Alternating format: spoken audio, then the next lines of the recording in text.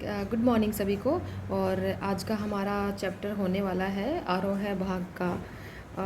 जो चैप्टर है इसका नाम है रघुवीर साई जी ने जो लिखा है कैमरे में बंद अपाइस। ठीक है, तो आज हम इस चैप्टर को भी कंप्लीट करेंगे और सबसे पहले हम इनका इंट्रोडक्शन जानेंगे। आप पेन और पेंसिल लेके, पेन या नोटबुक लेके बैठिए ताकि जो भी इम्पोर्टेंट चीज़ें हैं वो नोट डाउन कर सको और अच्छे से आपको समझ में आए। जब भी आपको लगे तो फिर आप उसको समझने की एक बार रिवाइज कर सकते हो।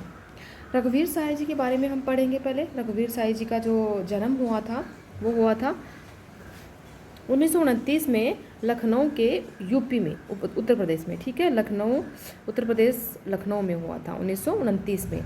प्रमुख रचनाएं हैं अज्ञेय द्वारा संपादित दूसरा सप्तक। ठीक है, 1951 में, बहुत इंपॉर्टेंट है। अज्ञेय द्वारा संपादित दूसरा सप्तक 1951 में।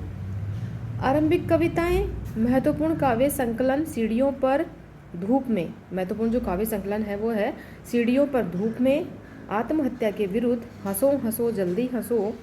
ये हैं तीनों जो क्या है काव्य संकलन है। और पत्रकारिता क्या है, ऑल इंडिया रेडियो के हिंदी समाचार विभाग से संबंध रहे। ये क्या इनकी पत्रकारिता है। और ऑल इंडिया रेडियो के हिंदी समाचार विभाग से संबंध रहे। फिर हैदराबाद से निकलने वाली पत्रिका कल्पना थी इनकी, और उसके बाद दैनिक नवभारत टाइम्स तथा दिनमान से संबंध रहे। तो कौन कौन सी पत्रकारिता थी, कल्पना नवभारत टाइम्स और दिनमान। ठीक है, तीनों को याद रखने की ज़रूरत है, कल्पना, नवभारत टाइम्स और दिनमान। साहित्य अकादमी पुरस्कार इनको दिया गया। और 1990 में दिल्ली में इनकी मृत्यु हो गई। लखनऊ यूपी में इनका जन्म हुआ था और 1990 में दिल्ली में इनकी मृत्यु हो गई। अब यहाँ पे है, जैसे सारे कवियों का है तो यहाँ पे भी इन्होंने कुछ लाइन्स इनकी दी हुई हैं। कुछ होगा अगर मैं बोलूँगा, न टूटे तिलस्म सत्ता का, मेरे अंदर एक कायर टूटेगा। कि अगर मैं बोलूँगा तो कुछ तो होगा। ठीक है, अगर कुछ भी नहीं होगा, हो सकता है कि ये सत्ता का तिलिस्म ना टूटे, लेकिन कम से कम मेरे एक अंदर जो कायरपना छुपा हुआ है, जो मैं दबा हुआ हूँ चीज़ों से, वो तो टूटेगा। ठीक है, एटलीस्ट वो तो होगा बोलने से। जो जनरली हम अपने स्वार्थों के लिए एक दबी ज़िंदगी जीते हैं, वो भी हम देख सकते हैं कि कैसे हम चीज़ों के नीचे दबे रहते हैं और बोलते भी नहीं है। कहीं हमें सच्चाई भी दिखती है तो हम उसमें भी नहीं बोलते हैं। तो यहाँ पे है, इनकी बात बहुत ही सुंदर है। कुछ होगा अगर मैं बोलूँगा, न टूटे तिलस्म सत्ता का, मेरे अंदर एक कायर टूटेगा। रघुवीर साय समकालीन हिंदी कविता के संवेदनशील नागर चेहरा है। ठीक है, क्या है, नागर चेहरा है। सड़क, चौराहा, दफ्तर, अखबार, संसद, बस, रेल और बाजार की बैलोस भाषा में उन्होंने कविता लिखी है। अब यहाँ पे ये बहुत इंपॉर्टेंट हो जाता है कि किसकी भाषा में कविताएं लिखी हैं। जैसे हर उसमें ना इन्होंने मतलब इन चीज़ों की बात करी है। हर कविता में सड़क हो गया, चौराहा हो गया, दफ्तर हो गया, अखबार हो गया, संसद हो गया, बस हो गया, रेल और बाजार। ठीक है, तो ज़्यादातर इनकी कविताओं में ये सब देखने को मिलेगा जो इन्होंने भाषा की है रघुवीर साई जी ने। घर मोहल्ले के चरित्रों पर कविता लिखकर इन्हें हमारी चेतना का स्थायी नागरिक बनाया है। चेतना का, ठीक है। हत्या, लूटपाट और आगजनी, राजनीतिक भ्रष्टाचार और छलम इनकी कविता में उतरकर खोजी पत्रकारिता की सनसनीखेज रपटें नहीं रह जाती, आत्मान्वेषण का माध्यम बन जाते हैं। यह ठीक है कि पेशे से वे पत्रकार थे, लेकिन वे सिर्फ पत्रकार ही नहीं थे, सिद्ध कथाकार और कवि भी थे। वो पत्रकार थे पेशे से। अभी आपको याद रखने की ज़रूरत है, रघुवीर साय पेशे से क्या थे, पत्रकार थे। ठीक है, लेकिन वो एक कवि भी थे। कविता को उन्होंने एक कहानीपन और एक नाटकीय वैभव दिया है। कविता को उन्होंने एक कहानीपन और एक नाटकीय वैभव दिया है।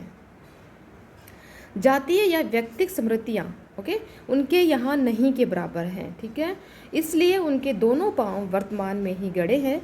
बावजूद इसके मार्मिक उजास और व्यंग्य भुजी खुरदरी मुस्कानों से उनकी कविता पटी पड़ी है।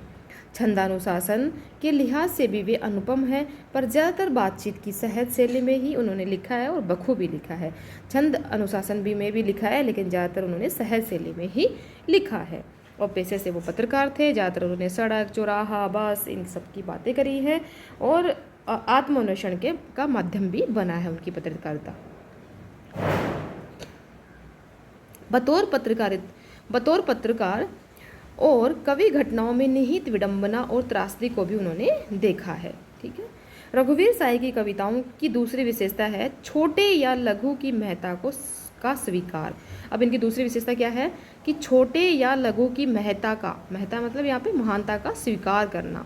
वे महज बड़े कहे जाने वाले विषयों या समस्याओं पर ही दृष्टि नहीं डालते, बल्कि जिनको समाज में हाशिए पर रखा जाता है उनके अनुभवों को भी अपनी रचनाओं का विषय बनाते हैं। यानी कि कोई बड़ी कविता उनको मिल जाए उसी को वो अपना माध्यम नहीं बनाते। छोटे छोटे समाज में बहुत सारी ऐसी कुरीतियाँ होती हैं जिनको देखने की ज़रूरत होती है, जो जनरली लोगों को दिखाई नहीं देता है, तो वो भी इनकी कविताओं में का विषय है। रघुवीर जी ने भारतीय समाज में ताकतवरों की बढ़ती हैसियत और सत्ता के खिलाफ भी साहित्य और पत्रकारिता के पाठकों का ध्यान खींचा। रामदास नाम की उनकी कविता आधुनिक हिंदी कविता की एक महत्वपूर्ण रचना मानी जाती है। अब रामदास नाम की कविता यहाँ पे इम्पोर्टेंट हो जाती है, ठीक है। रामदास नाम की उनकी कविता आधुनिक हिंदी कविता की एक महत्वपूर्ण रचना मानी जाती है। अत्यंत साधारण और अनायास सी प्रतीत होने वाली शैली में समाज की दारुण विडंबनाओं को पकड़ने की जो कला रघुवीर सहाय की कविताओं में मिलती है, उसका प्रतिनिधि उदाहरण है यहाँ प्रस्तुत कविता कैमरे में बंद अपाहिज, ठीक है। तो यहाँ पे मतलब एक सहज समाज की जो एक सोच है वो दिखा रहे हैं कि कैमरे में बंद अपाहिज, जो लोग भूल गए हैं संग्रह से लिया गया। अब यहाँ पे बहुत ही इंपॉर्टेंट हो जाता है आपके लिए कि कैमरे में बंद अपाहिज जो यहाँ पे कविता है वो किससे ली गई है, तो जो लोग भूल गए संग्रह से ली गई है। जो लोग लोग भूल गए संग्रह से ली गई है, लोग भूल गए संग्रह से ली गई है, ठीक है। बहुत इंपॉर्टेंट है। कौन से संग्रह से ली गई है, लोग भूल गए संग्रह से ली गई है। और रामदास नाम की कविता इनकी आधुनिक हिंदी कविता की एक महत्वपूर्ण रचना मानी जाती है। संग्रह से ली गई है। शारीरिक चुनौतियों को झेलते व्यक्ति से टेलीविजन कैमरे के सामने किस तरह के सवाल पूछे जाएंगे और कार्यक्रम को सफल बनाने के लिए उसमें कैसी भंगिमा की अपेक्षा की जाएगी, इसका लगभग सपाट तरीके से बयान करते हुए कवि ने एक तरह से पीड़ा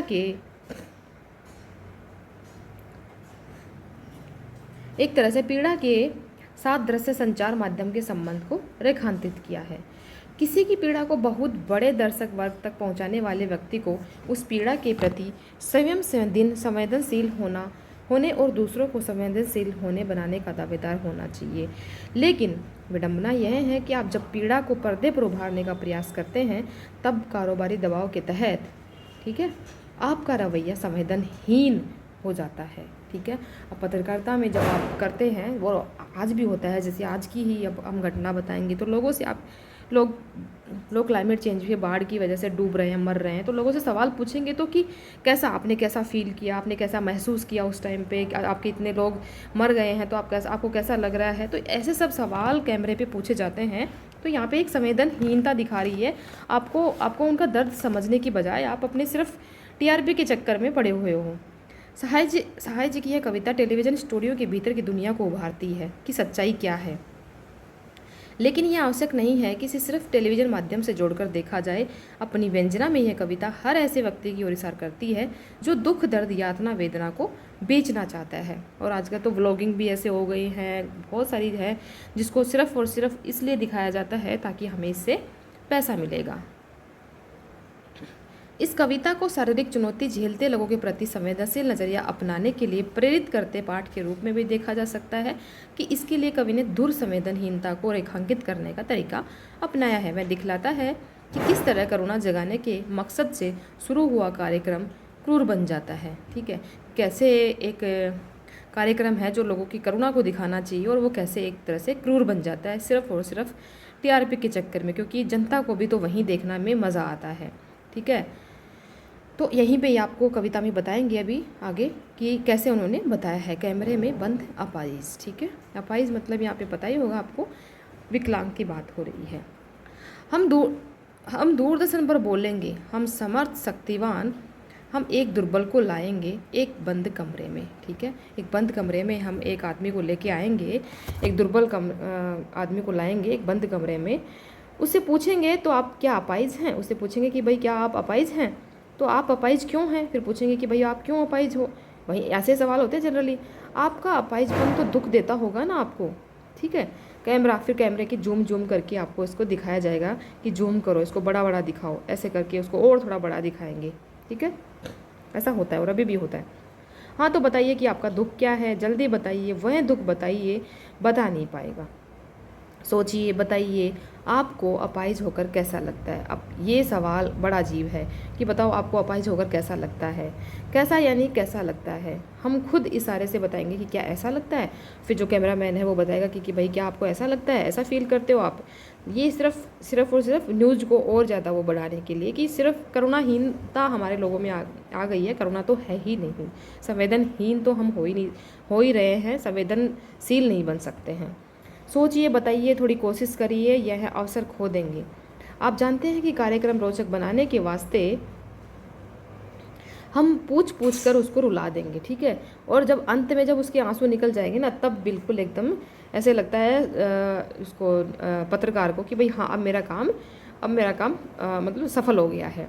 इंतज़ार करते हैं कि आप भी उसके रो पड़ने का करते हैं। यह प्रश्न पूछा नहीं जाएगा। फिर हम पर्दे पर दिखलाएंगे फूली हुई आँख की एक बड़ी तस्वीर, बहुत बड़ी तस्वीर, और उसके होठों पर एक कसम कसाहट भी। आशा है कि आप उसे अपंगता की पीड़ा मानेंगे।